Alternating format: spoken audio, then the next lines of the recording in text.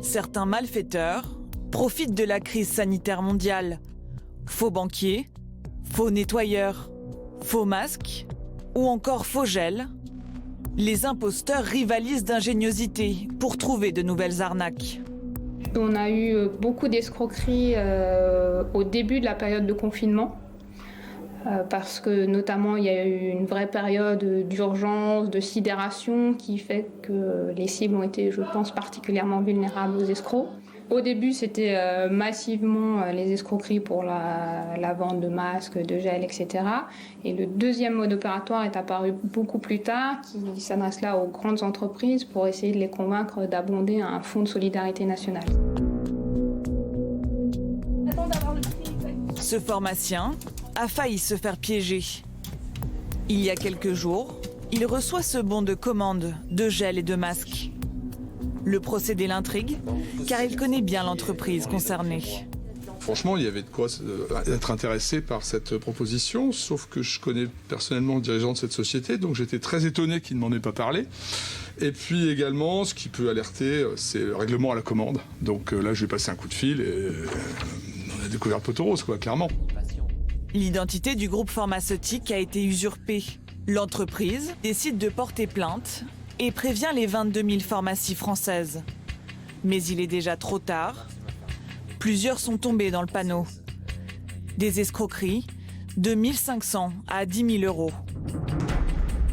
Les criminels s'attaquent également aux mairies. Sur les 45 000 masques commandés par ce maire, 25 000 sont arrivés défaillants. Il y a des trous entre les mailles qui vont jusqu'à 50-60 microns, voire 100 microns à certains endroits. Donc ces masques simples ne peuvent pas avoir les qualités requises de filtration de 95% des particules de la respiration de 5 microns. Donc ces masques, pour moi, ils ne sont pas conformes, qui plus est, on n'a pas les certificats. Donc je considère qu'on s'est fait rouler. C'est dans ces bureaux spécialisés dans la grande délinquance financière que la lutte s'organise contre ces escroqueries. C'est donc un mode opératoire assez traditionnel utilisé depuis une dizaine d'années par des groupes criminels organisés. J'insiste là-dessus parce que vraiment ces escroqueries-là, il faut être un professionnel de l'escroquerie pour arriver à les mettre en place. Donc ce sont des groupes bien organisés, bien spécialisés et la plupart du temps, ils sont basés à l'étranger.